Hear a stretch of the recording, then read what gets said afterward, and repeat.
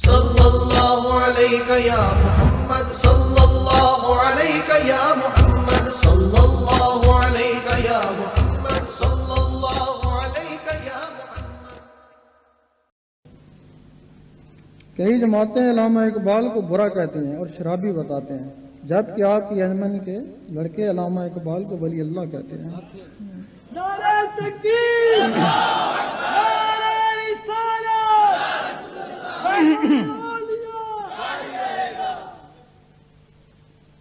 یہ ایک واقعہ ہے. آپ چوتھی کلاس میں پڑھتے تھے، آپ کی والدہ فوت ہو چکی تھی. ان کے والد دو بھائی تھے. ان کے والد ان کے لیے پراٹھے پکا کے رکھ دیتے، ایک اس بھائی کے لیے، ایک اس بھائی کے لیے، کہ دوپہر کو آئیں گے. وہ صبح پکا کے رکھ دیتے کہ دوپہر کو آئیں گے کھائیں گے. اس دن علامہ اقبال آئے، ان کے پیچھے کتیا جو تھی نا وہ بھی پیچھے پیچھے آ گئی. انہوں نے دیکھا تو پہچان گئے کہ اس میں کوئی مجبوری ہے جو میرے پیچھے پیچھے آ رہی ہے. تو کتے کو مجبوری بھوکی ہوگی، اور کیا مجبوری ہے. جب وہ اپنے چوبارے کے اوپر چڑھنے لگے تو وہ کتیا نیچے بیٹھ گئی اور ان کو بڑی حسرت سے دیکھنے لگی. یہ اوپر گئے، بھائی اور والد سے چوری جو اپنے حصے کا پراٹھا تھا آدھا کتیا کو ڈالا اور آدھا اپنے لیے رکھا کہ اس کو میں کھا لوں گا. لیکن وہ کتیا نے فوراً کھا لیا. اس کے بعد بھی وہ آپ کو دیکھنا شروع ہوگی حسرت سے. آپ نے سمجھا زیادہ ہی بھوکی ہے، مجھ سے زیادہ بھوکی ہے. وہ اپنے ساتھ اچھے کا بھی اس کو ڈال دیا. وہ تو کھا کے چلی گئی اور آپ سارا دن بھوکے رہے. والد کو بھی نہ بتائیں کہ وہ ماریں گے، سارا دن بھوکے رہے.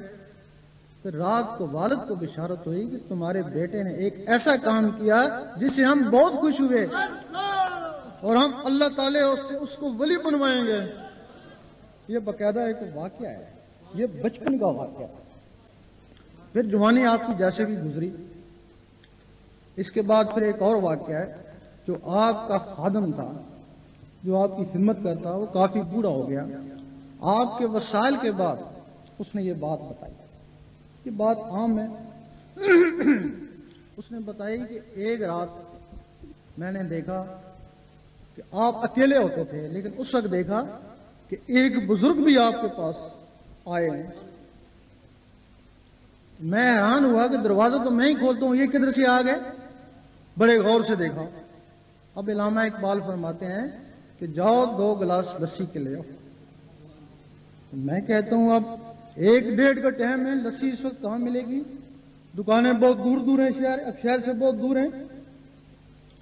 انہوں نے کہا نہیں تم لسی لے کے آؤ. کہتے ہیں کہ میں جگ لے کے باہر نکلا. اب سوچنے کا لگا کہ لسی کہاں سے ملے گی. سامنے گیا تو لائٹ جل رہی تھی. دیکھا تو وہاں ایک لسی کی دکان ہے. اب میں سوچنے لگا کہ ہاں روز آتا جاتا ہوں، یہاں دکان ہی نہیں تھی، یہ ایک دم دکان کیسے ہوگی، کوئی گاہک بھی نہیں. میں ان کے پاس گیا، لسی تھی، لسی دو. میں نے 5 روپے کا نوٹ دیا. انہوں نے کہا نہیں یہ واپس لے جاؤ، ہمارا اقبال سے حساب چلتا ہے. کہتے ہیں لسی دی، انہوں نے پی. وہ اندر باتیں کرتے رہے. اب میں اس طاق میں کہ وہ بزرگ باہر نکلیں گے تو ان کی قدم بوسی کروں گا، لیکن نہ میں نے دروازہ کھولا نہ ہی مجھے ان بزرگ کا پتہ چلا کہ کب نکلے اور کب گئے. پھر وہ خادم کہتے ہیں کئی دنوں کے بعد ایک دن میں ان کی خدمت کر رہا تھا، ہاتھ کو دبا رہا تھا، تو پھر میں نے پوچھا کہ ایک تجسس ہے اگر یہ محل کر دیں گے کہ اس دن وہ بزرگ کون تھے اور وہ لسی والے کون تھے. کیونکہ اس کے بعد اور اس سے پہلے میں نے وہ لسی کی دکان ہی نہیں دیکھی، نہ بعد میں دیکھی نہ اس سے پہلے دیکھی. تو میرے دل میں یہی تجسس ہے، آپ مجھے یہی بتا دیں بس. اس وقت انہوں نے کہا کہ وہ جو بزرگ آئے تھے وہ خواجہ صاحب تھے. اور جب انہوں نے لسی کی فرمائش کری تو داتا صاحب نے لسی کی دکان نکال دی.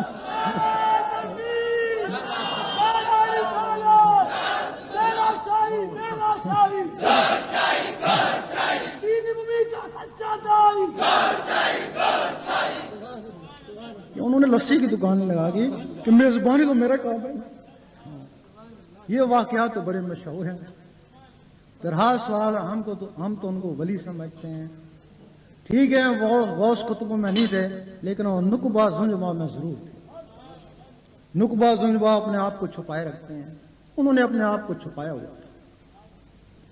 ابدال تک اپنے آپ کو چھپاتے ہیں لیکن غوث قطب ظاہر ہے. ابدال تک کسی کو مریض نہیں کرتے، غوث قطب مریض کر دیتے. ہاں جی.